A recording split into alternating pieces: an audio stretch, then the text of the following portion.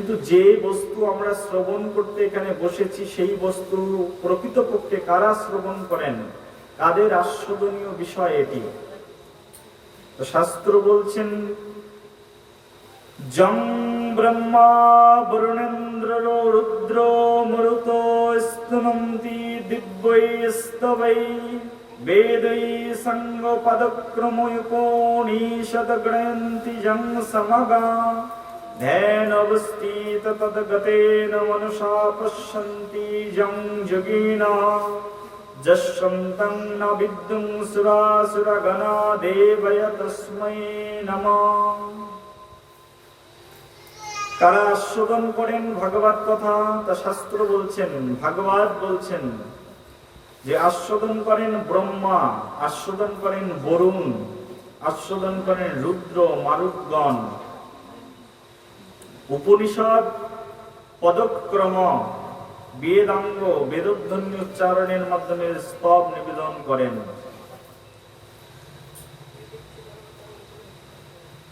দেবদেবতারা যে ভাগবতের অমৃত আস্বাদন করতে করতে তার অন্ত খুঁজে পায় না, আমরা সেই অমৃতময় ভাগবত আস্বাদন করবার জন্য এখানে উপবিষ্ট হয়েছি।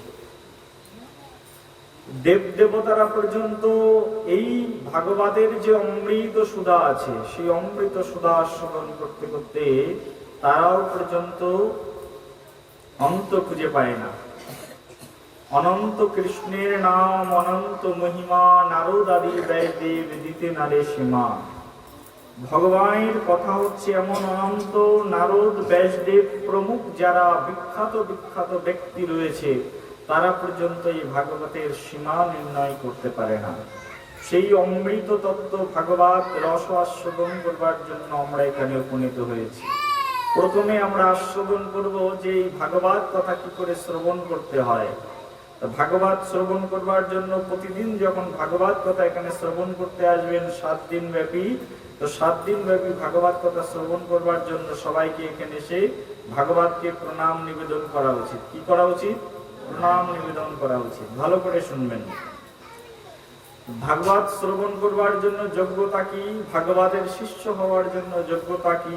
তা ভগবদ গীতা বলছেন, তদ্বিদ্ধি প্রণিপাতেন পরিপ্রশ্নেন সেবয়া উপদেক্ষন্তি তে জ্ঞানং জ্ঞানেনস্তত্ত্বদর্শিনঃ।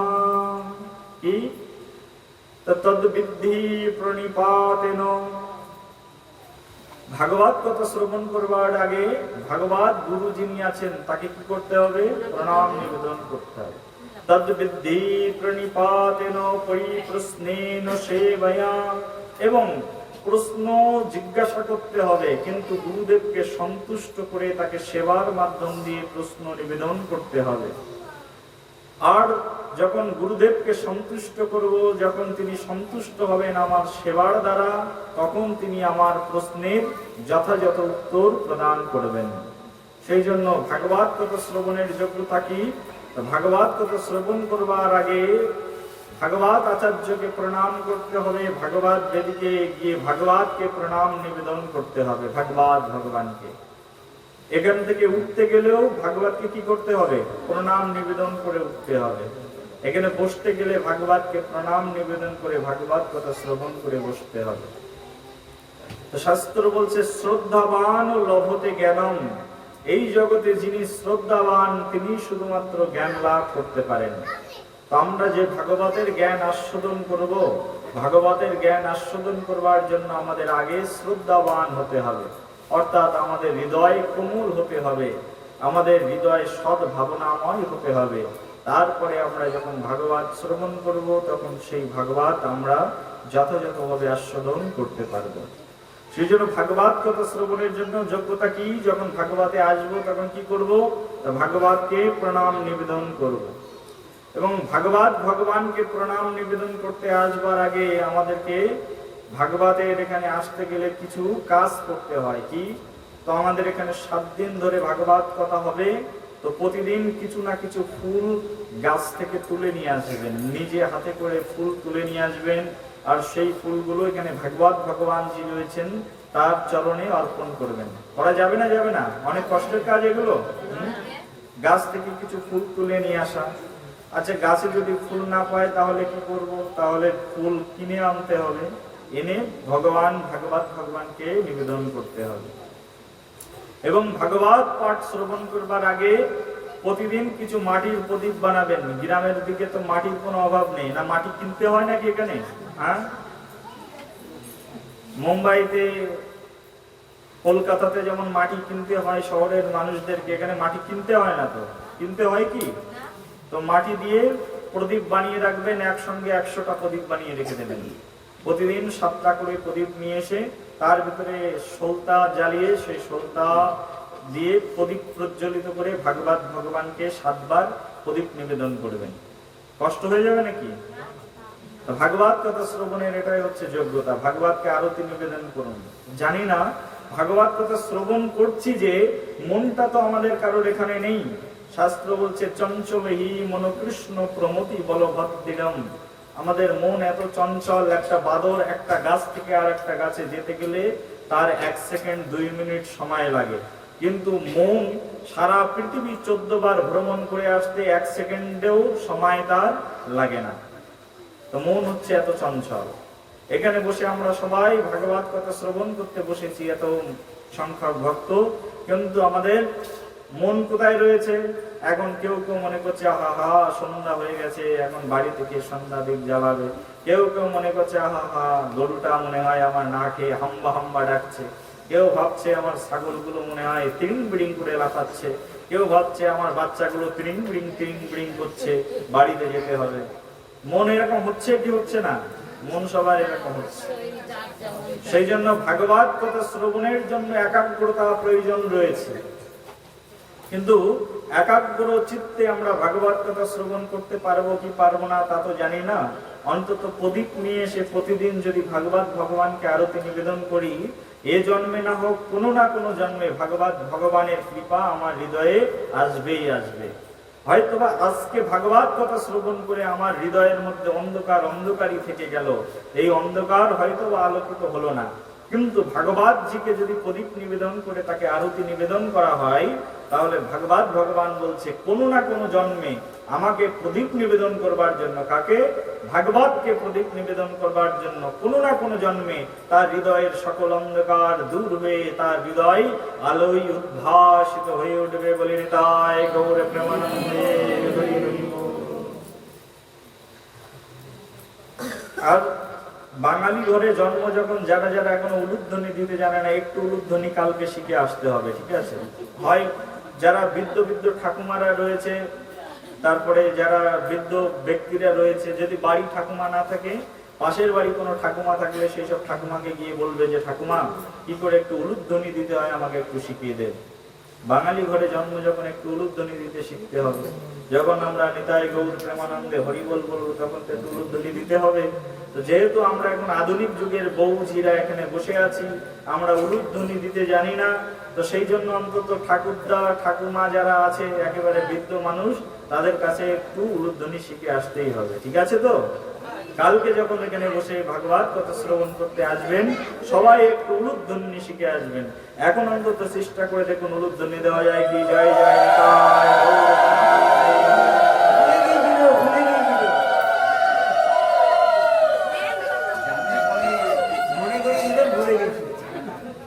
আমরা 7 দিন ধরে ভাগবত কথা শ্রবণ করব, ভগবান কৃষ্ণচন্দ্রের অমৃত কথা। 7 দিন ধরে একটু কণ্ঠটা কেকে নিতে হবে, অর্থাৎ একটু উলুধ্বনি দিতেই হবে 7 দিন ধরে। আর একটি কর্তব্য রয়েছে, আর সেটি হচ্ছে যারা এখানে বসে ভাগবত কথা শ্রবণ করবেন, তারা একেবারে যে কাপড় চোপড় পরে ভাত খাচ্ছেন, বাথরুমে যাচ্ছেন, সবকিছু করছেন, একেবারে লেপটে ফেলছেন, তারা ওই কাপড় চোপড় পরে অন্তত অ্যাটলিস্ট ভাগবত কথা শ্রবণ করতে আসবেন না। ভাগবত কথা যখন শ্রবণ করতে এখানে এসে বসবেন, খুব সুন্দর করে সেজে গুজে আসবেন, একটু মুখে পাউডার সুন্দর করে মাখবেন, ঠিক আছে? যা যা মাখার দরকার আছে, হ্যাঁ, সবাই ভালো ভালো মাখবেন। আর কাপড় চোপড় যেগুলো পরে আসবেন সেগুলো দেখে যেন মনে হয় যে না আমরা ভগবানের কাছে যাচ্ছি। ভালো ভালো কাপড় চোপড় পরে এখানে আসবেন। একেবারে যত ছিঁড়া ছোট কাপড় আছে সেই সব পরে আমরা ভগবানকে দেখাতে আসি, দেখো ভগবান আমার এখানে ছিঁড়া, এখানে ছিঁড়া, এটা আমার 2 বছর হয়ে গেছে, ভগবান কৃপা করে ভাগবত কথা শুনতে যাচ্ছে, হে ভাগবত ভগবান কৃপা করে আমাকে একটা নতুন শাড়ি কিনে দাও। এসব দেখানোর দরকার নেই। ভগবানকে কি দেখাতে হয়? ভালো জিনিসগুলো ভগবানকে দেখাতে হয়। আমরা সব সময় ভগবানকে কোন জিনিসগুলো দেখাই? বলো সবাই, কোন জিনিস দেখায়? সবচেয়ে খারাপ জিনিসগুলো। সবচেয়ে খারাপ কাপড় পরে মন্দিরে যাই ভগবানকে দেখাতে, ভগবান দেখো আমার ছেঁড়া ছোট কাপড়, আমার জোটেও না। আর ভালো কাপড়গুলো কি করেছি? সব শোকেজের মধ্যে বন্দি করে রেখে দিয়েছি। ভালো কাপড়গুলো কখন পরবো? বোনের বিয়েতে পরে যাব, ভাগ্নের বিয়েতে পরে যাব, অমুকের জন্মদিন হচ্ছে সেখানে পরে যাব। আর ভগবানের সামনে কি পরে যায় আমরা? সবচেয়ে খারাপ জিনিসগুলো ভগবানকে দেখায়, দেখো ভগবান আমার এরকম খারাপ কাপড় চোপড় রয়েছে। সবাই বলো হরে কৃষ্ণ। বুঝাতে পারছি? তাহলে ভালো কাপড় চোপড় পরে ভাগবত ভগবানের কথা শ্রবণ করবার জন্য আসতে হবে। সবচেয়ে খারাপ জিনিসগুলো ভগবানকে দিই, এবং বিশেষত কাঁচা কুচো। হ্যাঁ। একজন ব্যক্তি এরকম,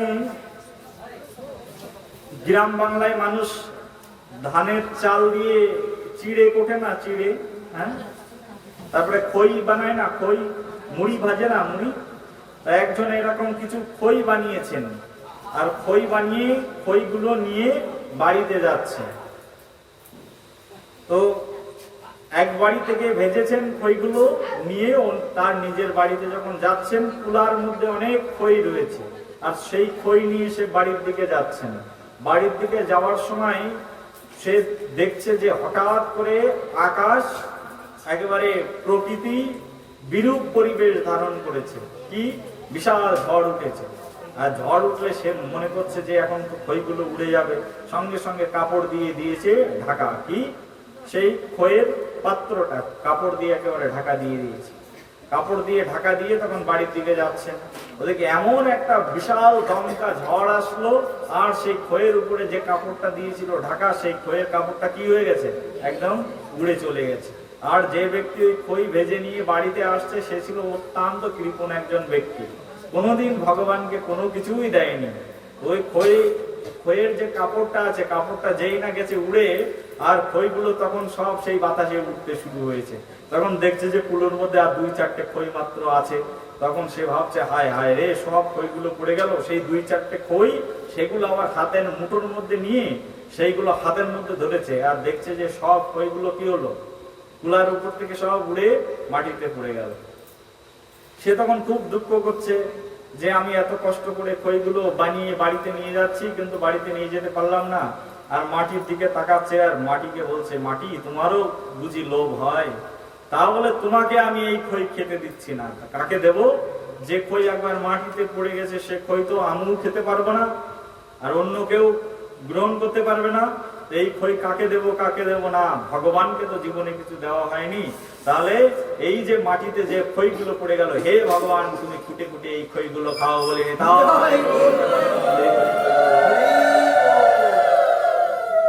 এটাকে বলে উড়ো খই গোবিন্দাই। যে খইগুলো উড়ে পড়ে গেল মাটিতে, যা আমি খেতে পারবো না, সেটা কাকে দেব?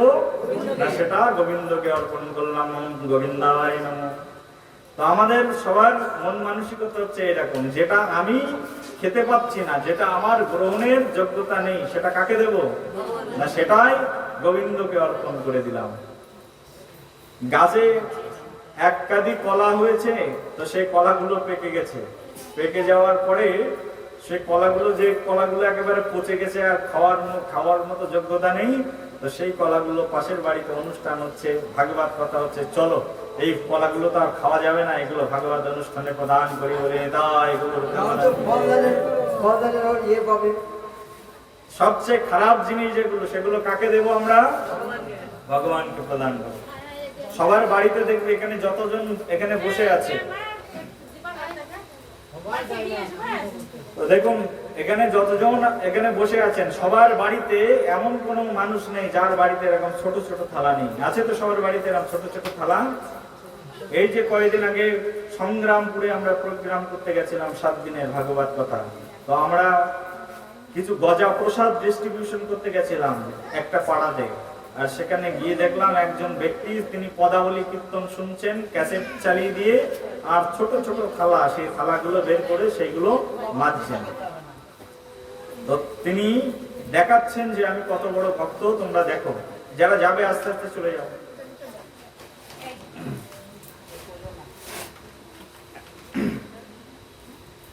যারা যাবে কথা বলবে না, আস্তে আস্তে চলে যাবে। তো তখন কি হলো, যারা যাবে তাড়াতাড়ি চলে যাও, এক ভাব ওঠা নামা করবে না। যাদের ইচ্ছা আছে বাড়িতে চলে যাবো, একেবারে চলে যাও, শুধু এক ভাব উঠবে না সবাই মিলে।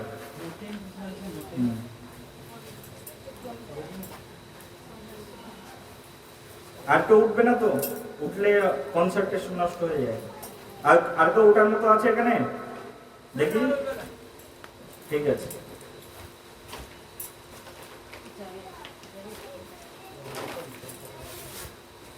তো সেখানে দেখি এরকম ছোট ছোট থালা রয়েছে। কি রয়েছে? তো এরকম ছোট ছোট একেবারে থালাগুলো রয়েছে। এই ছোট ছোট থালাগুলো নিয়ে তারা তখন কি করছে, সেই ছোট ছোট থালাগুলো পরিষ্কার করছে। তো ছোট থালার মধ্যে কি রয়েছে, সামনের দিকে সরে সামনে। আর যারা উঠে যাবে এরকম ভাগবত কথা শুনতে, তাদেরকে পিছনে বসতে দেবে একদম। কালকে যখন আসবে সবাই পিছনে বসবে। যদি ভাগবত কথা একদম পুরো শেষ না করবে, যাদের মন মানসিকতা আছে তারা পিছনের দিকে গিয়ে বসবে। তো আমাদের মন মানসিকতা কেমন? তো ভগবানের জন্য কেমন থালা না, একেবারে ছোট ছোট যে থালাগুলো রয়েছে সেগুলো হচ্ছে ভগবানের জন্য। আমরা যখন খাই, আমরা কেমন থালায় খাই? আমাদের থালাগুলো তো একটু বড় হয় নাকি? আমরা এরকম ছোট ছোট থালায় কখনো খাই? খেয়েছি আমরা? খেতে পারি কি?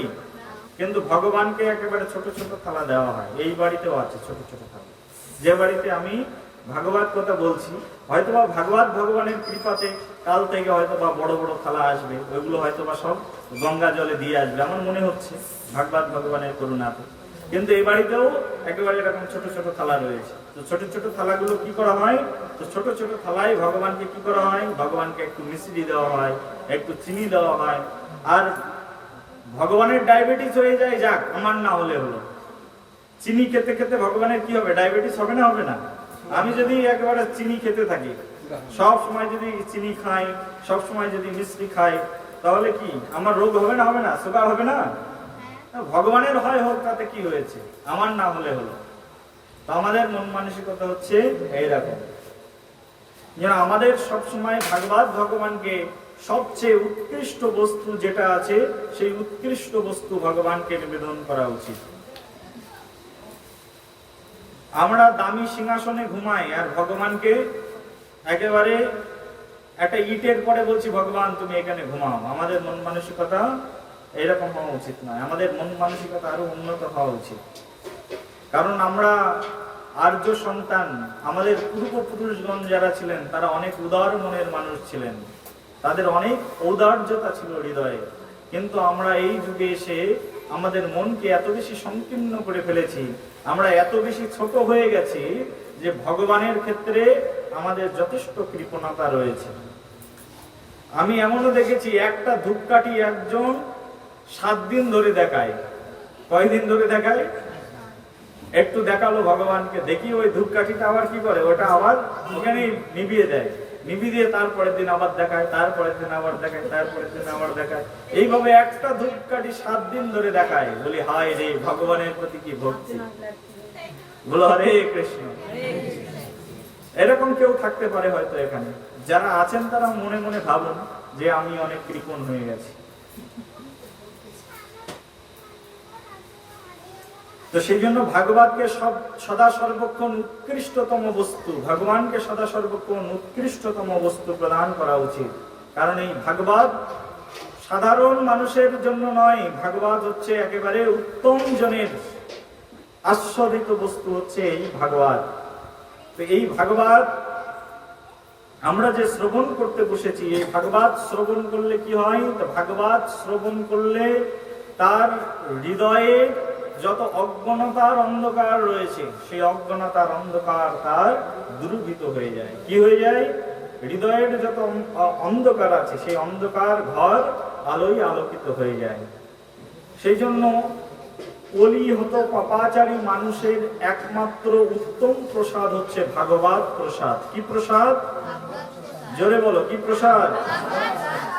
কলিহত জীবের একমাত্র উত্তম প্রসাদের নাম হচ্ছে ভাগবত প্রসাদ। তো ভাগবত প্রসাদের মতো প্রসাদ এই কলিযুগের মানুষের জন্য নেই। আরে ভাগবতকে বলা হয় সাক্ষাৎ ভগবান। ভাগবত কি? সাক্ষাৎ ভগবান। একবার ভগবান শ্রীকৃষ্ণচন্দ্র তিনি পৃথিবী থেকে চলে যাবেন, আর চারিদিকে সিদ্ধান্ত হয়ে গেছে, সবাই বুঝতে পেরেছেন ভগবান কৃষ্ণ পৃথিবী থেকে চলে যাবেন। কৃষ্ণ এই পৃথিবীতে আসেন 125 বছরের জন্য। 125 বছর কৃষ্ণচন্দ্র ভগবান এই পৃথিবীতে লীলা করেন। তারপরে তিনি দাপর লীলা সংবরণ করে তিনি তার স্বধামে গমন করেন। ভগবান কৃষ্ণ চলে যাবেন, চারিদিকে সব ভক্তের মুখে মুখে হয়ে গেল। তখন উদ্ধবজি এসে ভগবান কৃষ্ণকে হাত জোর করে বলছেন, হে প্রভু, হে জনার্দন, শুনেছি আপনি চলে যাবেন।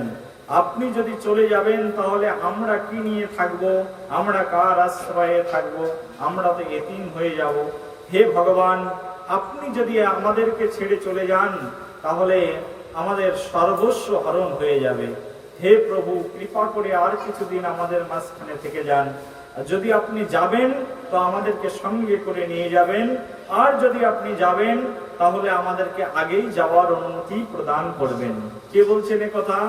উদ্ধব বলছেন, ভগবানের প্রিয় সখা, তিনি ভগবান কৃষ্ণকে বলছেন।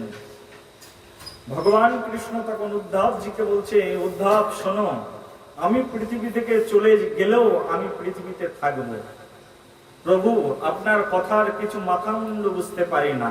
আপনি এমন করে রসিয়ে রসিয়ে কথা বলেন, সব কথার মধ্যে কিছু না কিছু গুহ্যতর তত্ত্ব রয়েছে। আপনি ভালো করে বুঝিয়ে বলুন, আপনি কি বুঝাতে চাইছেন। ভগবান কৃষ্ণ তখন উদ্ধবকে বলছেন, শোনো, আমি এই পৃথিবী থেকে চলে গেলেও এই পৃথিবীর মধ্যে আমি থাকবো। তো কিভাবে আপনি চলে গিয়ে কিভাবে পৃথিবীতে থাকবেন? ভগবান কৃষ্ণ তখন বলছেন, আমি এক স্বরূপে একটি দেহ নিয়ে চলে যাব, কিন্তু দ্বিতীয় দেহে আমি এই পৃথিবীতেই থেকে যাব, আর তখন তোমরা আমার সঙ্গ করতে পারবে। তোমরা কাঁদছো কেন? তোমরা কাঁদছো এই কারণে, কারণ তোমরা আমার সঙ্গ করতে পারবে না তাই। কিন্তু আমি তোমাদেরকে বলছি যে আমি চলে গেলেও আমার আরেকটি স্বরূপে আমি এখানে থেকে যাব। তো আমার সেই আরেকটি স্বরূপের নাম কি? ভগবান কৃষ্ণ বললেন, আমি সচ্চিদানন্দ ঘন বিগ্রহ রূপে পৃথিবীতে এসেছি, সচ্চিদানন্দময় প্রভু। কিন্তু সচ্চিদানন্দময় প্রভুর আরেকটি স্বরূপ রয়েছে, আরেকটি রূপ আছে। কৃষ্ণ এক রূপ হচ্ছে তিনি সচ্চিদানন্দময় দ্বিভুজ মুরলীধর ভগবান। ভালো করে মন দিয়ে শুনবেন, কি বললাম? ভগবানের একটি স্বরূপ হচ্ছেন তিনি দ্বিভুজ মুরলীধর শ্যামসুন্দর ভগবান। হাতে মুরলী নিয়ে তিনি দাঁড়িয়ে থাকেন, সেই জন্য তার নাম হচ্ছে দ্বিভুজ মুরলীধর ভগবান। ভগবানের এই হচ্ছে একটি রূপ, অর্থাৎ কৃষ্ণের মাথায় কি রয়েছে? ময়ূর পুচ্ছ। হাতে কি রয়েছে? বাঁশি। দেখতে কেমন? কালো। তাহলে দেখলে আমরা বুঝতে পারি ইনি হচ্ছেন আমাদেরকে ভগবান। কিন্তু ভগবান বলছেন, আমি আমার এই রূপ নিয়ে পৃথিবী ছেড়ে চলে যাব, কিন্তু আমার আরেকটি রূপে আমি এই পৃথিবীতে থাকব। আমার আরেকটি কোন রূপে থাকবে ভগবান? তা ভগবান বলছেন, আমি সচ্চিদানন্দ রূপ নিয়ে চলে গেলে আমার বাগময় একটি রূপ থাকবে। কি রূপ বললাম? বাগময় একটি রূপ থাকবে, বাগময় বিগ্রহ থাকবে। আর সেই বাগময় বিগ্রহের নাম হচ্ছে বাণী রূপ বিগ্রহ, আর সেই বাণী রূপ বিগ্রহের নাম হচ্ছে ভাগবত মহাপ্রাণ। বলি ভাগবত মহাপ্রাণ কি। এই ভাগবত মহাপ্রাণ রূপে এই পৃথিবীতে ভগবান থাকবেন। কি রূপে থাকবেন? অর্থাৎ এক স্বরূপে ভগবান আমাদের এহলোক ছেড়ে চলে গেলেন, আরেকটি স্বরূপে তিনি এই পৃথিবীতে থেকে গেলেন, আর সেই রূপটার নাম হচ্ছে কি রূপ? ভাগবত রূপ। অর্থাৎ আমরা যে ভগবানের কথা বলছি, ভগবানের কথার ভগবান কি তাহলে? অভিন্ন। ভগবানের কথার সঙ্গে ভগবানের কি নেই? কোন ধরনের পার্থক্য বিদ্যমান নেই। ভাগবতী হচ্ছেন সাক্ষাৎ কে? শ্যাম সুন্দর ভগবান। অর্থাৎ আজকে এই গৃহে 7 দিনের যে ভাগবত কথার আয়োজন হয়েছে, অর্থাৎ কে এসে উপস্থিত হয়েছেন?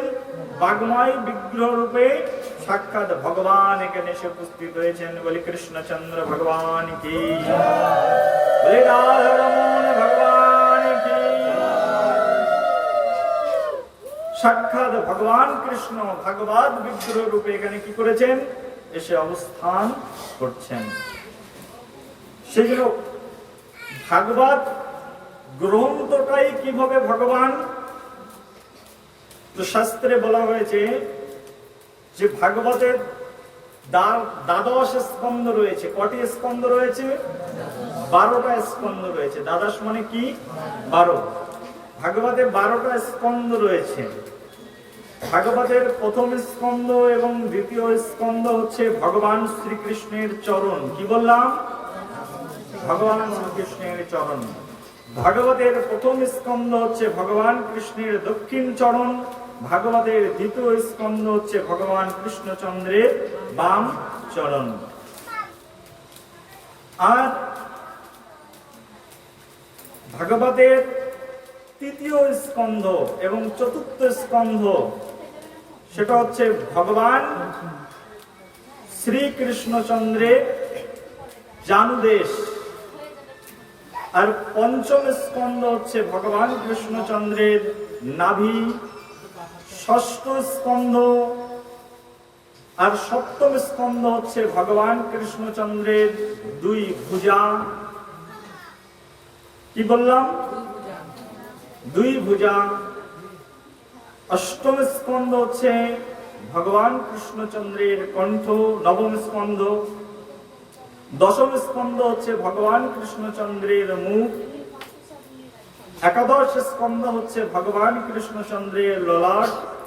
আর দ্বাদশ স্কন্ধ হচ্ছে ভগবান কৃষ্ণচন্দ্রের মস্তক। এই হচ্ছে দ্বাদশ স্কন্ধ মিলে সাক্ষাৎ ভগবান শ্রীকৃষ্ণচন্দ্র। অর্থাৎ ভাগবত হচ্ছে অভিন্ন কি? ভগবান। আর সেই অভিন্ন ভাগবত ভগবানের কথা আজকে আমরা এখানে শ্রবণ করবার জন্য উপনীত হয়েছি। অর্থাৎ ভাগবতের প্রথম স্কন্ধ থেকে দ্বাদশ স্কন্ধ পর্যন্ত হচ্ছে অভিন্ন সচ্চিদানন্দময় ভগবান। ভাগবতের প্রথম স্কন্ধ যখন আমরা আলোচনা করি, অর্থাৎ আমরা ভগবানের প্রথম অর্থাৎ ভগবানের চরণে আমরা আশ্রয় করে বসে থাকি। ভাগবতের যে কোনো স্কন্ধের কথা, যে কোনো কথা শ্রবণ করলেই আমরা সাক্ষাৎ ভগবানের আশ্রয়ে বসে থাকি। আমরা এখানে যারা বসে আছি, কার আশ্রয়ে বসে আছি? এখানে আমরা যত সময় ধরে ভাগবত কথা শ্রবণ করব, ততটুকু সময় আমরা ভাগবতের আশ্রয়ে বসে থাকব। আমরা যখন বাড়িতে থাকি তখন আমরা স্বামীর আশ্রয়ে থাকি। যখন বাইরেও থাকি, হয় স্বামী আমাদেরকে আশ্রয় প্রদান করেন, না হলে কোনো নারীকে কে আশ্রয় প্রদান করেন? তার বাবা আশ্রয় প্রদান করেন, না হলে হয়তো বা তার ঠাকুরদাদা তাকে আশ্রয় প্রদান করেন। কিন্তু আমাদের এই জগতে যে কেউ আশ্রয় প্রদান করুক না কেন, সেই আশ্রয় হচ্ছে ক্ষণভঙ্গুর। আমরা কারোর চরণে আশ্রয় গ্রহণ করলে সেই আশ্রয় একদিন না একদিন ভেঙে যায়। যায় কি যায় না? এখানে অনেক স্ত্রীরা রয়েছে যাদের স্বামী মারা গেছে, গেছে না?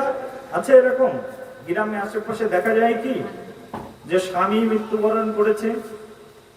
তো আমরা স্বামীর আশ্রয় নিয়েছিলাম, কিন্তু স্বামী আমাদেরকে আশ্রয় শেষ পর্যন্ত কি করলো না? প্রদান করলো না। অর্থাৎ স্বামী আমাকে ছেড়ে চলে গেল, অর্থাৎ আমি আশ্রয়হীনা হয়ে পড়লাম। আমরা বাবার আশ্রয় নেব, কিন্তু বাবাও একদিন মৃত্যুবরণ করবে। করবে কি করবে না? বাবা একদিন মৃত্যুবরণ করবে। আমরা একদিন মায়ের আশ্রয় নেব, কিন্তু মাও একদিন আমাদের ছেড়ে চলে যাবে। যাবে কি যাবে না? কিন্তু কেউ যদি আমরা একবার কপাল করে ভাগবত ভগবানের আশ্রয় গ্রহণ করি, তাহলে ভাগবত ভগবান কখনো কোনো দিনের জন্য আমাদেরকে ছেড়ে যাবেন না। বলি গৌর প্রেমানন্দে।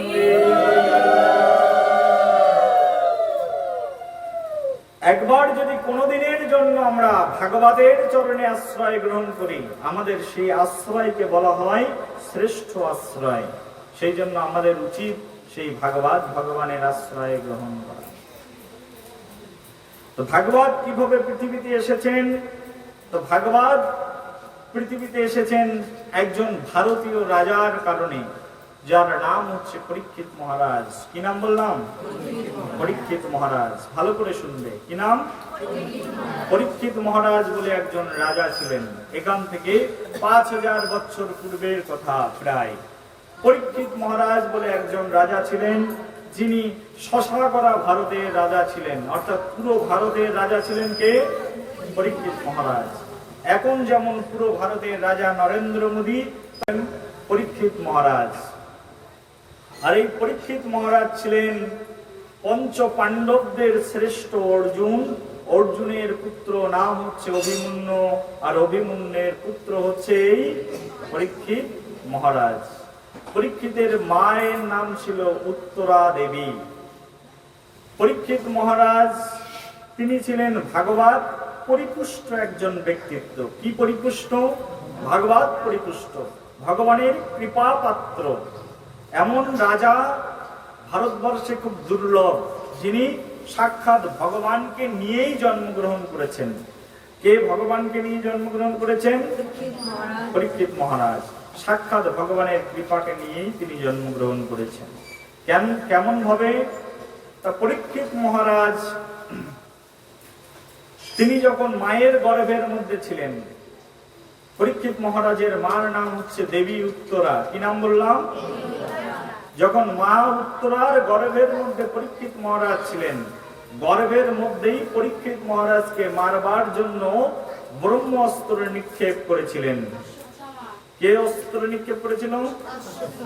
অশ্বত্থামা। তিনি ব্রহ্ম অস্ত্র নিক্ষেপ করলেন। কাকে মারবার জন্য? পরীক্ষিত মহারাজকে মারবার জন্য। পরীক্ষিত মহারাজ গর্ভের মধ্যেই তখন যন্ত্রণা ভোগ করছিলেন। কার গর্ভের মধ্যে? মাতৃগর্ভের মধ্যে। আর মাতৃগর্ভের মধ্যে তখন মৃত্যুর জন্য ছটফট করছিলেন পরীক্ষিত মহারাজ। আর ভগবান কৃষ্ণচন্দ্র তখন রথের উপরে উঠেছেন।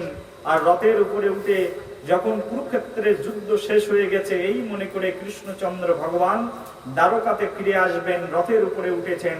ভগবান কৃষ্ণ যখন রথের উপরে উঠেছেন, তখন উত্তরা ছুটতে ছুটতে এসেছেন ভগবান কৃষ্ণের কাছে।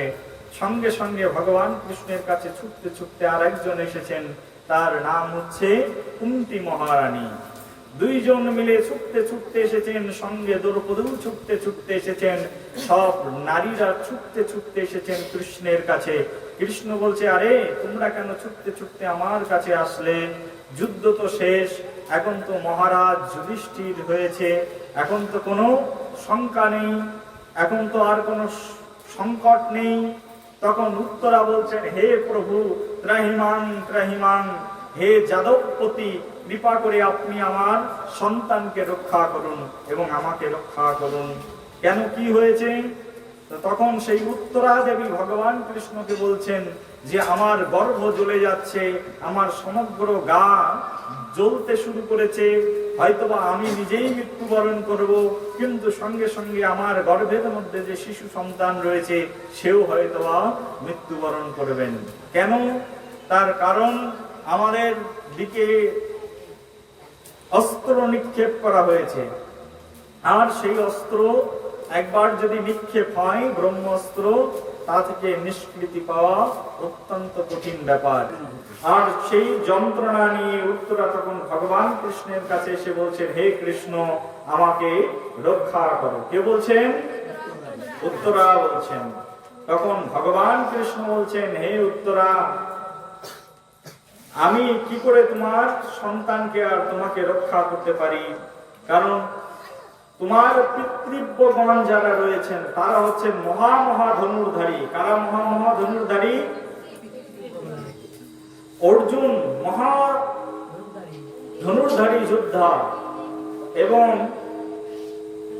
সঙ্গে রয়েছে ভীমসেন। এত বড় বড় যোদ্ধা, এত বড় বড় মহারথীরা থাকতে আমার কাছে তুমি এসেছো সাহায্য চাইতে, কিন্তু আমি তো অস্ত্র ধারণ করে যুদ্ধ করি না, আমি কি করে তোমার সন্তানকে রক্ষা করব? উত্তরা তখন প্রভু কৃষ্ণকে বলছেন, উত্তরা যেহেতু তিনি একজন অত্যন্ত পতিনিষ্ঠ একজন ভগবানের প্রেমময় ভক্ত ছিলেন, এই কারণে উত্তরা তখন বলছেন, একবার কমে গেল,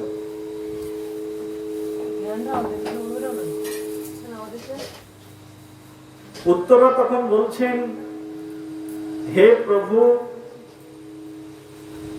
আমি শুনেছি এই জগতে যদি কারোর মৃত্যু হয় সে আর ফিরে আসে না, মৃত্যু হলে সে আর ফিরে আসে? উত্তরা বলছেন, হে প্রভু, আমি শুনেছি যিনি জন্মগ্রহণ করেন তিনি একদিন মৃত্যুবরণ করেন, আর যদি এই জগতে একবার কেউ মৃত্যুবরণ করেন, মৃত্যুর পরে তাকে আর ফিরিয়ে আনা সম্ভব হয় না। কিন্তু মৃত্যুর পরে ফিরিয়ে আনার কাজটি এই জগতে একমাত্র একজনই ব্যক্তি করতে পারে, আর তিনি হচ্ছেন আপনি। বলি কৃষ্ণচন্দ্র ভগবান কি। মৃত্যুর পরে মৃত্যু বরণ করেছে, তারপরেও যদি কাউকে ফিরিয়ে আনা সম্ভব, সে একমাত্র আপনি পারেন মৃত্যুর পরে কাউকে ফিরিয়ে আনতে। আপনি কিভাবে পারেন তার প্রমাণ কি?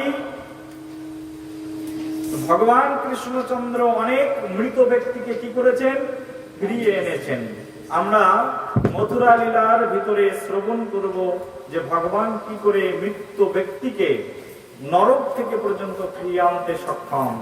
তখন উত্তরা বলছেন, হে প্রভু, হে কৃষ্ণচন্দ্র ভগবান, আমার গর্ভের মধ্যে যে শিশু সন্তান রয়েছে, সেই শিশু সন্তান জানি না এতক্ষণ পর্যন্ত জীবিত আছে কিনা, কারণ আমি যে যন্ত্রণা ভোগ করছি সেই যন্ত্রণায় আমার প্রাণী মুমূর্ষ হয়ে গেছে।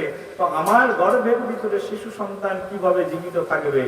যদি জীবিত থাকে তাও আপনি তাকে বাঁচাতে পারেন, আবার যদি মৃত্যুবরণ করে তাও একমাত্র আপনি বাঁচাতে পারেন। সেই জন্য হে প্রভু, কৃপা করে আপনি আমাকে রক্ষা করুন। কে বলছে এই প্রার্থনা? কে করছেন? দেবী উত্তরা ভগবান কৃষ্ণের কাছে এই প্রার্থনা নিবেদন করেছেন। এই জগতে আমরা নিজের শিশু সন্তানকে বাঁচানোর জন্য ষষ্ঠী দেবীর কাছে প্রার্থনা করি, শীতলা দেবীর কাছে প্রার্থনা করি, করি না? করি না?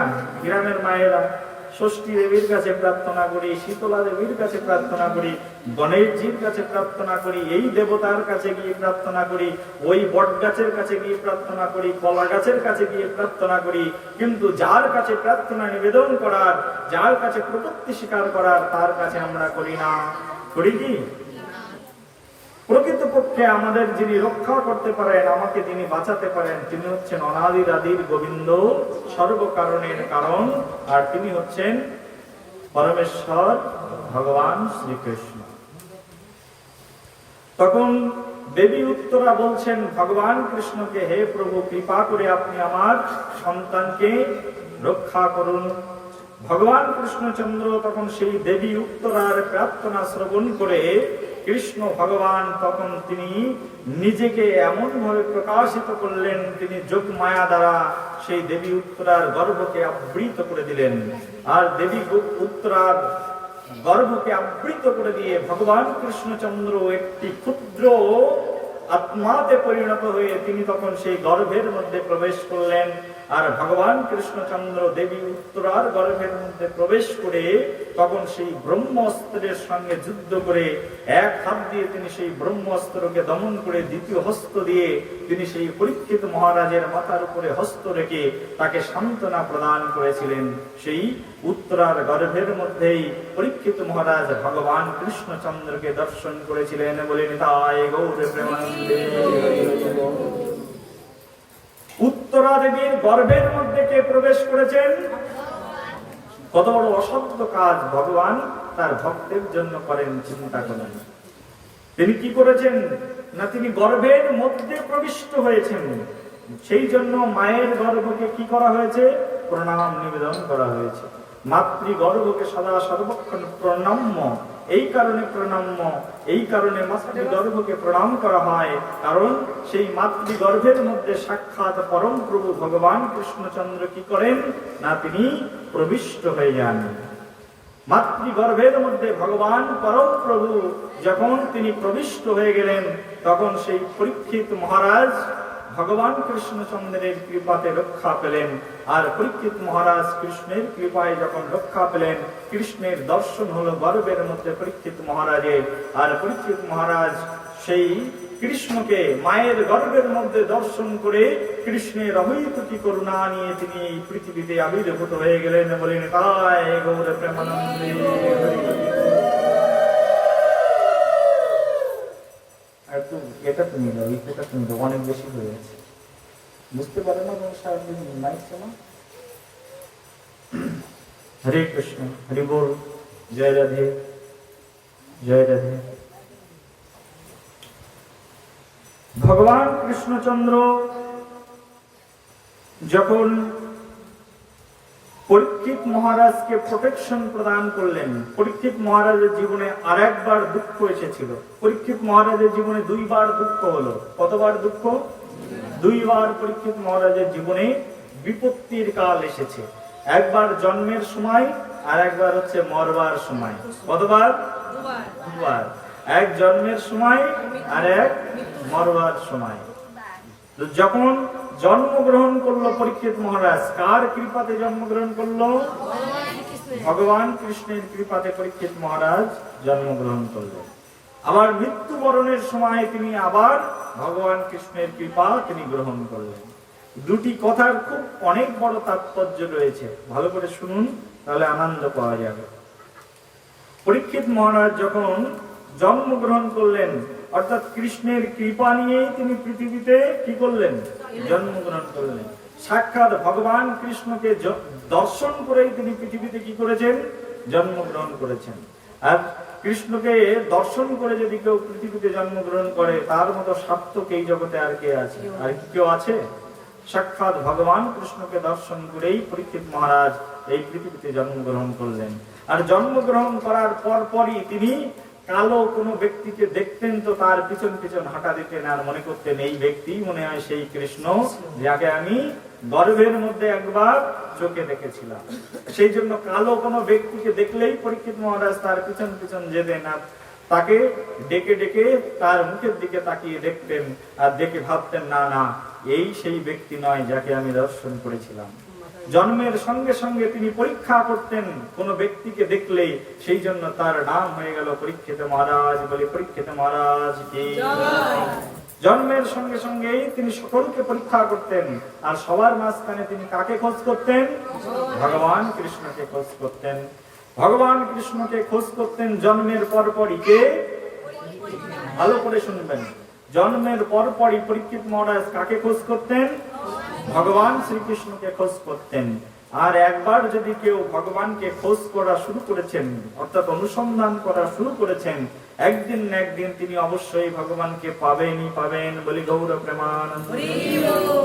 বুঝতে পারছো আমার কথা? যদি একবার আমরা অনুসন্ধান শুরু করেছি, আজকে পাই আর আজকে না পাই, কালকে না পাই, পরশু না পাই, একদিন না একদিন অবশ্যই পাবো। কাকে? যাকে আমি খুঁজছি তাকে একদিন না একদিন অবশ্যই পাবোই পাবো। পরীক্ষিত মহারাজ ছোট থেকে খুঁজতেন। কাকে খুঁজতেন? সাক্ষাৎ ভগবানকে খুঁজতেন। সেই জন্য পরীক্ষিত মহারাজ ছিলেন ভগবানের অত্যন্ত প্রিয় ভক্ত। তিনি 24 ঘন্টা সময় ভগবান কৃষ্ণের কথা চিন্তা করতেন। কৃষ্ণের যে রূপ তিনি দর্শন করেছিলেন সেই রূপের কথা চিন্তা করতেন। কৃষ্ণের লীলা চরিত শ্রবণ করতেন, ভাগবত ভক্তের সঙ্গ করতেন। এইভাবে তিনি রাজ্য পরিচালনা করতেন। আর একবার পরীক্ষিত মহারাজ এইভাবে রাজ্য পরিচালনা করতে করতে একটি সময় আসলো, যে সময় পরীক্ষিত মহারাজের জীবনে এক চরম বিপর্যয়ে নেমে আসলো। একবার পরীক্ষিত মহারাজ তিনি মৃগয়ায় গেলেন। কোথায় গেলেন? মৃগয়ায়, অর্থাৎ তিনি হরিণ শিকার করবার জন্য তিনি বেরিয়ে পড়লেন। আর যখন তিনি হরিণ শিকার করতে বেরিয়ে পড়বেন, সেই সময় কি হলো?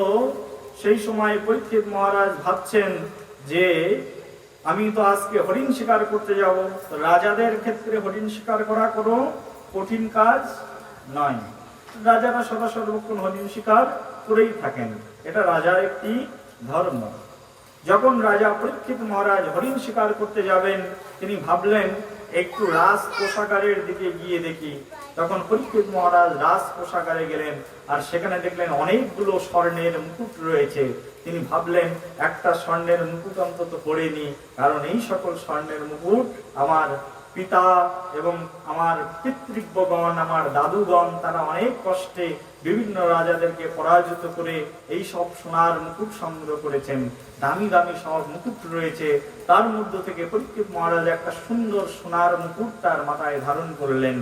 আর সেই সোনার মুকুটটি ছিল জরাসন্ধ রাজার সোনার মুকুট, আর সেটা তখন তিনি তার মাথায় ধারণ করলেন। আর মাথায় ধারণ করে তখন তিনি সেই মৃগয়ায় গমন করলেন।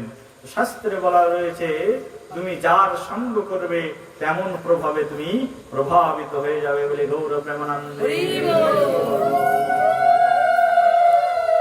যদি তুমি চোরের সঙ্গ করবে তাহলে তোমার হৃদয়ে চোদ্দ বৃত্তির উদয় হবে।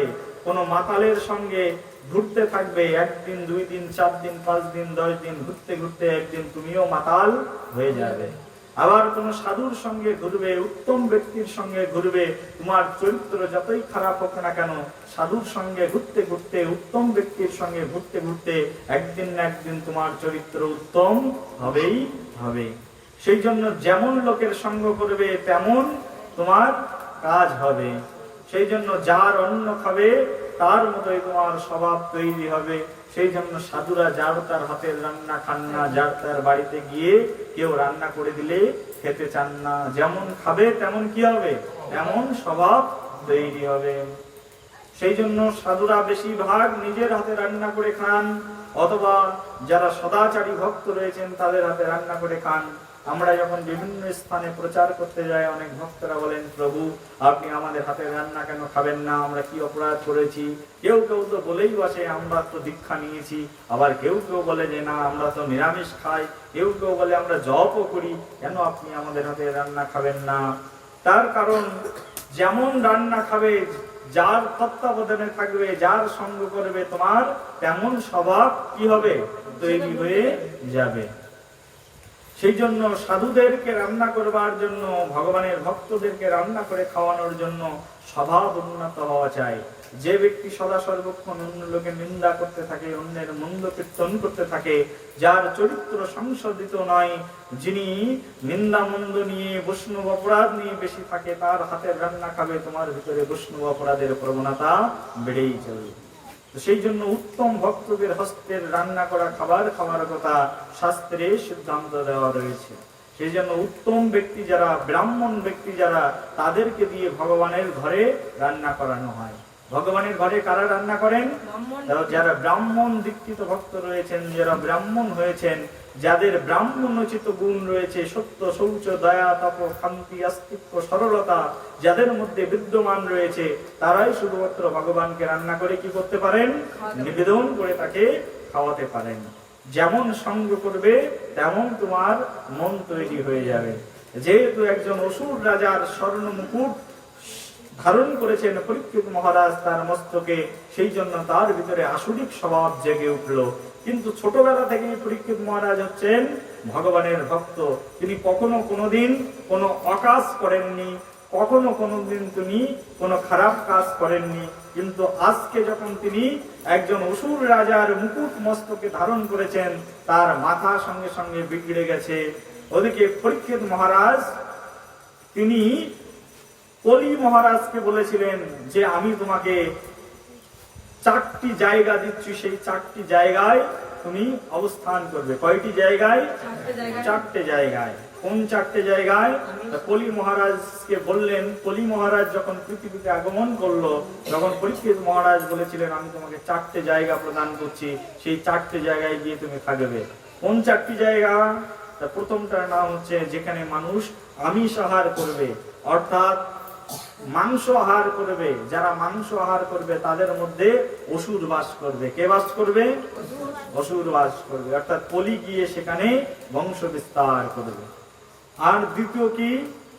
যারা মদ খাবে, নেশা করবে, গাঁজা খাবে, ভাঙ খাবে, তাদের মধ্যে গিয়ে কে বাস করে? অসুর বাস করেন, অর্থাৎ কলি মহারাজ তাদের মধ্যে গিয়ে বাস করেন। আর তারপরেটা কি?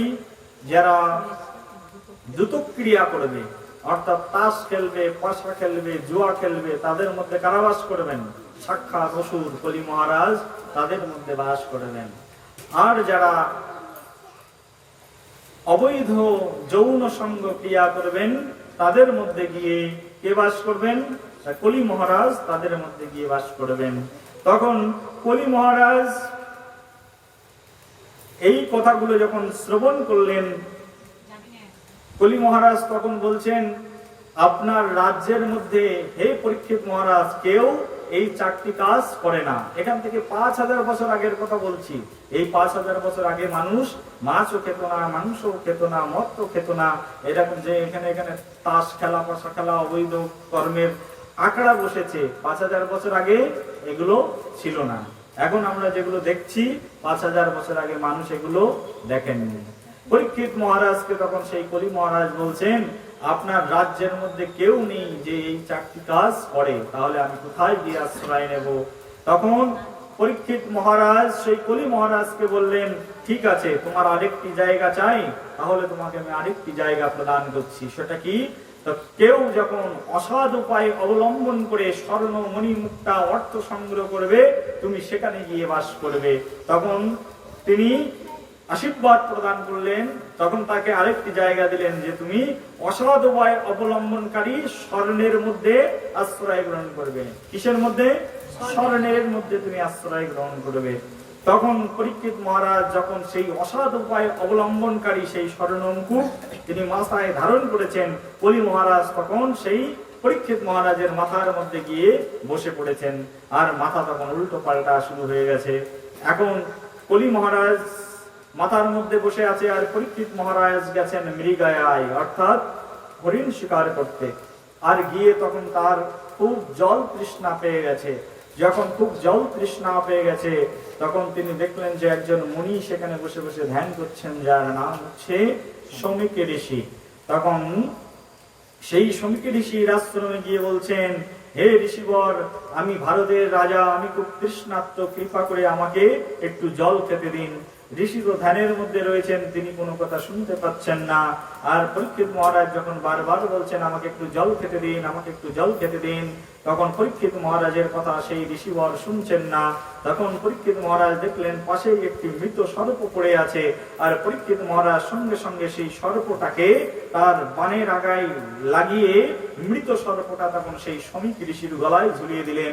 আর শমিক ঋষির গলায় যখন ঝুলিয়ে দিয়ে তিনি চলে আসলেন, ওদিকে এই কথা শ্রবণ করলেন তার পুত্র শৃঙ্গি ঋষি। তিনি তখন নদীর বক্ষে তিনি খেলা করছিলেন, ছোট্ট বালক ব্রাহ্মণ পুত্র। তিনি যখন শুনলেন যে ভারতের রাজা গিয়ে তার বাবার গলায় মৃত সর্প ঝুলিয়ে দিয়েছেন, তখন সঙ্গে সঙ্গে সেই শৃঙ্গি ঋষি তাকে অভিশাপ প্রদান করলেন যে রাজা আমার পিতাকে এইরকম অপমান করেছে, 7 দিনের মধ্যেই তার তক্ষক সাপের দংশনে মৃত্যু হয়ে যাবে। বলি গৌর প্রেমানন্দী। এই কথা যেই না শ্রবণ করেছেন পরীক্ষিত মহারাজ অভিশাপগ্রস্ত হবে। পরবর্তীতে ধ্যান করে শমিক ঋষি যখন জানলেন, তখন তিনি তার পুত্রকে খুব করে বকা দিলেন এবং বললেন, তুমি কেন এমনটি করেছো? কারণ রাজা যদি পৃথিবীতে না থাকে, তাহলে পৃথিবীতে উৎপাতের আর শেষ থাকবে না। সঙ্গে সঙ্গে শমিক ঋষি তার আশ্রমের একটি পুত্রকে পাঠিয়ে দিলেন, তুমি যাও শীঘ্রই রাজাকে যে সংবাদ দাও তার আর 7 দিন মাত্র আয়ু আছে। ব্রাহ্মণের কথা মনে সে কথা কখনো কি হয় না, নড়চড় হয় না। অর্থাৎ আমাদের আশীর্বাদ নিতে হয় কার কাছ থেকে? ব্রাহ্মণদের কাছ থেকে আশীর্বাদ নিতে হয়। ব্রাহ্মণরা যদি একবার মুখ দিয়ে বলে দেয় যে তুমি সৌভাগ্যবতী হও, তাহলে তুমি সৌভাগ্যবতী হয়ে যাবে। ব্রাহ্মণ যদি কারোর বাড়িতে আসে, বৈষ্ণব যদি কারোর বাড়িতে আসে, আর কারোর বাড়িতে এসে যদি অসন্তুষ্ট হয়ে ফিরে যায় এবং মনে মনে যদি সে অভিশাপ দেয় তুমি ধ্বংস হয়ে যাও, তাহলে কোটি জন্মে কোনো কিছু দিয়ে আমি আর নিজেকে স্টাবলিশ করতে পারবো না, অর্থাৎ আমাকে ধ্বংস হয়ে যেতেই হবে। সেই জন্য ব্রাহ্মণ আর বৈষ্ণবকে কখনো কি করতে নেই? খোঁচা মারতে নেই, কখনো তাদেরকে কি করতে নেই? কাঁপাতে নেই। যদি দুর্বাসা ঋষির মতো ঋষি কেউ হয়ে যায়, আর একবার যদি অভিশাপ দিয়ে দিয়েছে, একদম পুরো জীবনটাই শেষ, গৌর প্রেমানন্দে হয়ে যায়। সেই জন্য ব্রাহ্মণ বৈষ্ণবদের কি করতে নেই? তখন অপমান করতে নেই। তখন ব্রাহ্মণের বাণী মানে খুব খতরনাক। একবার যদি কোনো ব্রাহ্মণ বলে দিয়েছে যে তুমি তোমার এটি হবে, তাহলে তাই হবে। যদি আশীর্বাদ করবে, আশীর্বাদ ফলে যাবে, অভিশাপ দিলে অভিশাপও কি হবে? ফলে যাবে। তো সেই জন্য ব্রাহ্মণ বৈষ্ণবদের কি করা উচিত নয়? কখনোই উপদ্রব করা উচিত নয়। তখন কি হলো, সেই সৌমিক ঋষি তার একটি পুত্রকে পাঠালেন রাজাকে বলতে। যখন পরীক্ষিত মহারাজ শুনলেন তার আর আয়ু আছে কতদিন? 7 দিন। তখন পরীক্ষিত মহারাজ ভাবলেন, আমি তো ছোটবেলা থেকেই ভগবান কৃষ্ণের ভক্ত, কিন্তু কিভাবে আমি অসৎে পরিণত হলাম? এতদিন ধরে আমি স্বর্ণ মুকুট পরে যাই, রাজা মনে করে তিনি স্বর্ণ মুকুট পরবেনই, কিন্তু কখনো তার মতি বিভ্রম হয়নি। আজকে মতি বিভ্রম হলো কি করে? না, অসৎ ব্যক্তির সঙ্গ করার কারণে আজ পরীক্ষিত মহারাজের মতি বিভ্রম হয়ে গেছে, অর্থাৎ তার স্মৃতি নষ্ট হয়ে গেছে। সেই জন্য আমাদের সদা সর্বক্ষণ কাদের সঙ্গ করা উচিত? সৎ ব্যক্তির সঙ্গ করা উচিত। আমাদের সৎ ব্যক্তির সঙ্গে থাকা উচিত, সাধুর কথা শ্রবণ করা উচিত, সাধু সঙ্গ করা উচিত। যখন আমরা সৎ ব্যক্তির সঙ্গ করব, যখন আমরা সাধু ব্যক্তির সঙ্গ করব, উত্তম ব্যক্তির সঙ্গ করব, তখন আমাদের চরিত্র উত্তম হবে, চরিত্র উন্নত হবে। আর যখন আমরা খারাপ ব্যক্তির সঙ্গ করব, খারাপ ব্যক্তির অন্ন খাবো, বিষয়ের অন্ন খাইলে মলিন হয় মন, আর মলিন মন হইলে নহে কৃষ্ণের শরণ। যদি একবার কেউ বিষয়ের অন্ন খায়, বিষয়ের সঙ্গ করে, তাহলে তার মন কি হয়ে যায়? মলিন হয়ে যায়। আর মলিন মন হলে নহে কৃষ্ণের স্মরণ। মলিন মন হলে আর কৃষ্ণ ভজন হয়? কৃষ্ণ ভজন আর হবে না। তো সেই জন্য আমাদের সদা সর্বক্ষণ উত্তম ব্যক্তির সঙ্গ করার কথা আমাদের বৈদিক শাস্ত্র বলেছেন। আর পরীক্ষিত মহারাজ যেহেতু একজন অসুর রাজার মাথার মুকুট তার মাথায় পড়েছিল, সেই কারণে পরীক্ষিত মহারাজের মতি বিভ্রম হয়ে গেছিল। আর তিনি মৃত সর্প সেই ঋষির গলায় কি করলেন? জড়িয়ে দিলেন। পরীক্ষিত মহারাজ ভাবলেন, কর্ম যখন করেছি কর্মের ফলও ভোগ করতে হবে। পরীক্ষিত মহারাজ তখন সকলকে ডাকলেন, সব মুনি ঋষিরা আসলেন, বড় বড় মহাত্মারা সেখানে আসলেন। এসে সকলকে পরীক্ষিত মহারাজ জিজ্ঞাসা করলেন যে আমি 7 দিন মাত্র বাঁচবো, আমি কি করলে ভগবান সন্তুষ্ট হবে আমাকে বুঝিয়ে দাও। কেউ কেউ বললেন, পরীক্ষিত মহারাজ আপনি বিশাল বড় যজ্ঞ করুন। কেউ বললেন, মহারাজ আপনি ধ্যান করুন। কিন্তু সবকিছুতে সিদ্ধান্ত আসলো যজ্ঞ 7 দিনের মধ্যে করা সম্ভব নয়, ধ্যানও 7 দিনের মধ্যে করা সম্ভব নয়। তো কি করলে উদ্ধার হওয়া যাবে? কেউ কোনো সিদ্ধান্ত দিতে পারছেন না। তখন সেই মুহূর্তে একজন দিগম্বর বেশধারী মহান আচার্য সেখানে এসে উপস্থিত হলেন। তার নাম হচ্ছে সুখদেব গোস্বামী। বলি সুখদেব গোস্বামী মহারাজ কি। সেখানে সেই সুখদেব গোস্বামী মহারাজ এসে উপস্থিত হয়েছেন। আর যেই না সুখদেব গোস্বামী পাদ সেখানে এসে উপস্থিত হয়েছেন, সবাই মিলে উঠে দাঁড়িয়েছেন। সুখদেব গোস্বামী আসুন আসুন আসুন, আপনি ত্রিকালজ্ঞ, আপনার মতো জ্ঞানী এই জগতে আর কেউ নেই। সেই সুখদেব গোস্বামী যখন এসে উপস্থিত হয়েছেন, সবাই মিলে তখন সুখদেব গোস্বামীকে প্রণাম নিবেদন করলেন। আর সুখদেব গোস্বামী তখন যখন সেই পরীক্ষিত মহারাজের রাজসভাতে এসে উপস্থিত হলেন, তখন পরীক্ষিত মহারাজকে সুখদেব গোস্বামী তখন বললেন যে, হে মহারাজ, 7 দিনেই আপনার মৃত্যু, আপনার যে 7 দিনে মৃত্যু হবে, কিন্তু 7 দিনেই আপনি মুক্তি লাভ করতে পারেন, আপনার কোনো চিন্তা করার বিষয় নেই। অনেক বড় বড় ডাক্তাররা সেখানে আছে, তার মধ্যে আরেকজন ডাক্তার এসে বলছেন, সব ডাক্তাররা বলছে আমরা কোনো মেডিসিন দিতে পারবো না, কিন্তু তার মধ্য থেকে যদি একজন ডাক্তার দাঁড়িয়ে বলেন যে না আমার কাছে মেডিসিন আছে, আমি তাকে সুস্থ করে দেব, তাহলে মহারাজের মনে আনন্দ হবে কি হবে না? হবে তো? বলো পরমানন্দ ভগবান কি।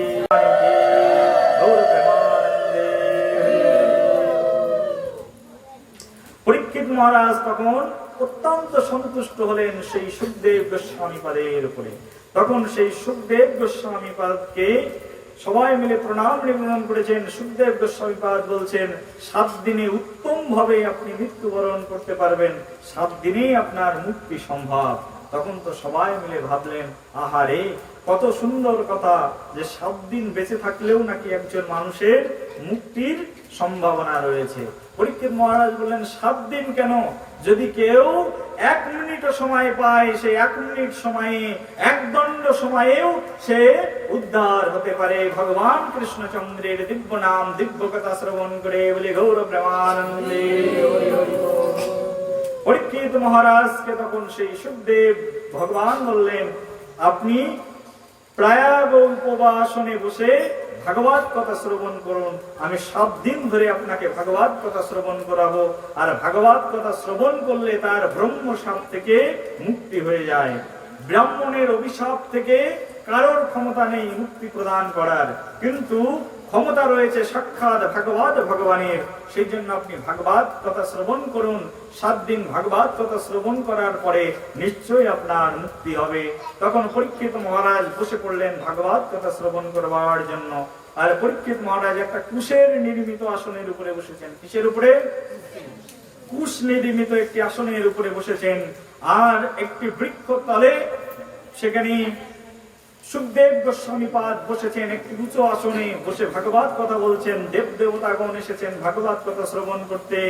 আর শত শত মুনি ঋষিরা সেখানে এসেছেন ভাগবত কথা শ্রবণ করতে। সেখানে মুখ্য মুখ্য যজমান রেখে ভগবানের কথা শুরু করলেন কে? সুখদেব গোস্বামীপাদ। সুখদেব গোস্বামীপাদ তখন 7 দিন ধরে ভাগবত কথা শ্রবণ করাতে থাকলেন। আর পরীক্ষিত মহারাজ বসে বসে 7 দিন ধরে কি শুনলেন? ভাগবত কথা শ্রবণ করলেন।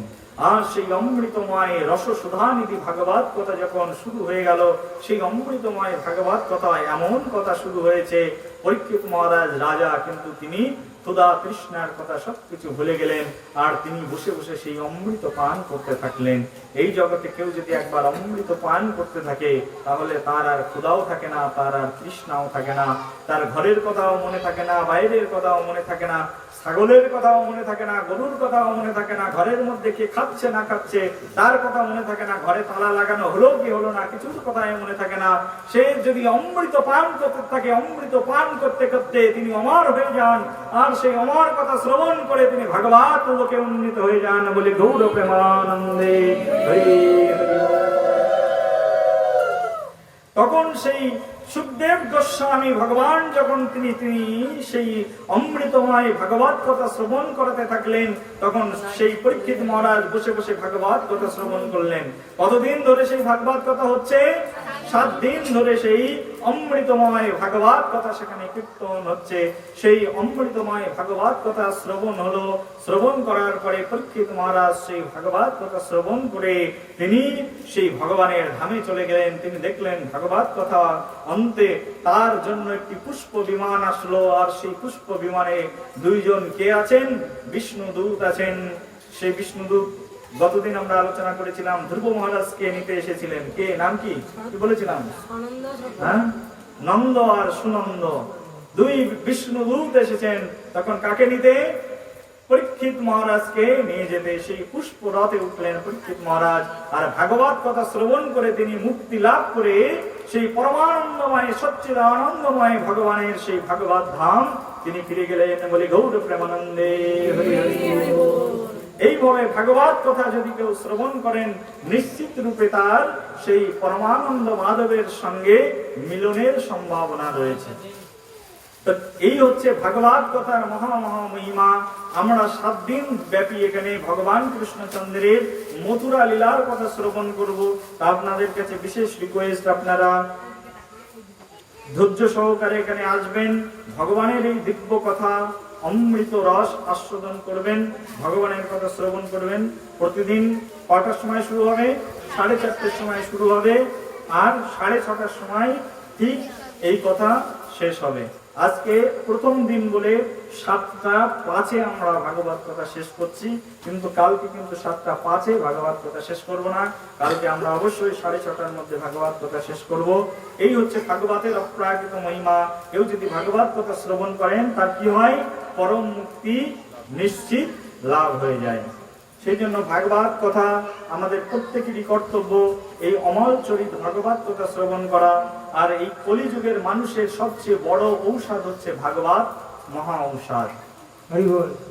আন্তর্জাতিক কৃষ্ণ ভাবনামৃত সংঘ ইসকন প্রতিষ্ঠাতা আচার্য শিল অভয় চরণারবিন্দ ভক্তি বেদান্ত স্বামী শিল প্রভুপাদ তিনি তার কমেন্ট্রিতে লিখেছেন যে এই কলিযুগের মানুষের জন্য সবচেয়ে মহা ঔষধ যেটি, সেই মহা ঔষধের নাম হচ্ছে ভাগবত রূপ মহা ঔষধ।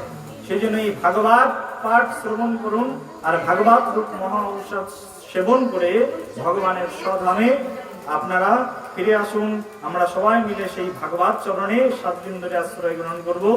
তো এই কথা বলে আজকের ভাগবত কথা এখানে বিশ্রাম। কি বলবেন? যে ব্যাসাসনে বসে পরীক্ষিত মহারাজ ভাগবত কথা শ্রবণ করেছিলেন তার নামটা একটু বলেন এবং তার মাহাত্ম্য কি। 7 দিন তিনি ওঠেননি, খাননি, একটা মানুষ কি করে সম্ভব? ওই যে আমি বললাম, যদি কেউ অমৃত গ্রহণ করতে চায়, অমৃত অমৃত মানে কি? অমৃত হচ্ছে এমন একটি বস্তু যে অমৃত যদি কেউ গ্রহণ করে তাহলে সে কি হয়ে যায়? অমর হয়ে যায়। আর অমৃত যদি কেউ গ্রহণ করেন তাহলে তার আর ক্ষুধা লাগে না, তৃষ্ণা লাগে না। স্বর্গের যে রাজসভা রয়েছে নাম হচ্ছে সুধর্ম নামক রাজসভা। কি নাম? সুধর্ম নামক রাজসভা। সেই সুধর্ম রাজসভাতে সেখানে যদি কেউ একবার গিয়ে বসবে তাহলে তার ক্ষুধাও লাগবে না, তৃষ্ণাও লাগবে না, তার আর কোনো কথাই মনে থাকবে না। সেখানে যত দিন বসে থাকবে ততদিন পর্যন্ত সে ক্ষুধা মন্দা কোনো তৃষ্ণা কোনো কিছু অনুভব করবে না।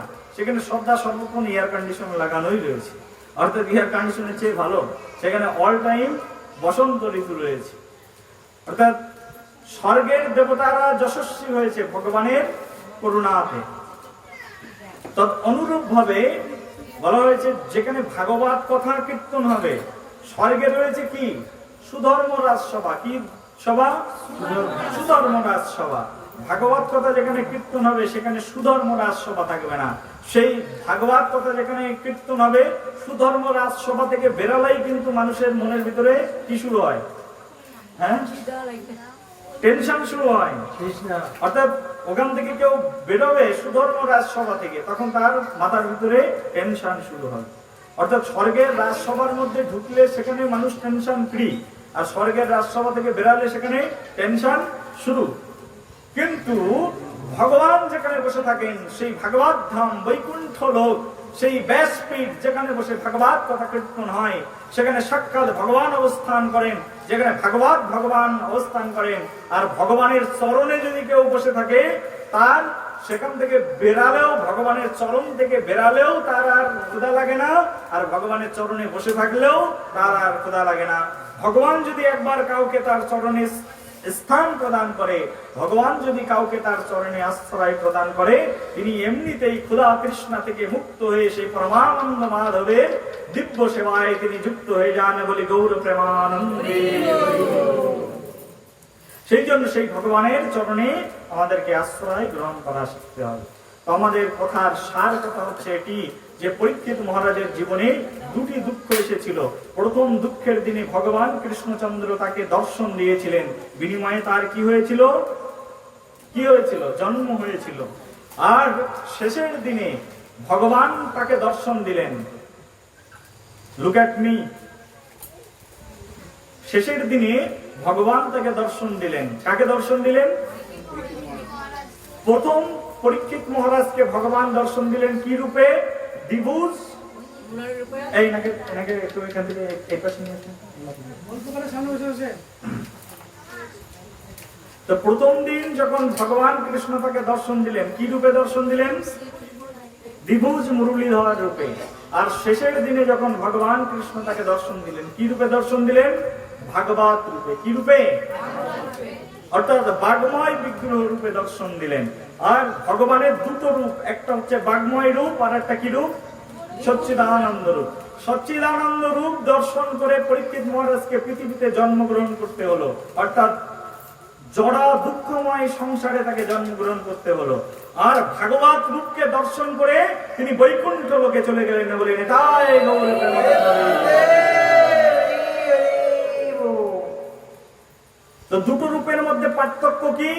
ভগবানের সবচেয়ে কারুণ্য ঘন বিগ্রহ। ভগবানের যদিও কোন রূপকে ছোট এবং বড় করার আমাদের কোনো অধিকার নেই, কিন্তু তার করুণার প্রকাশের ভিন্নতা রয়েছে।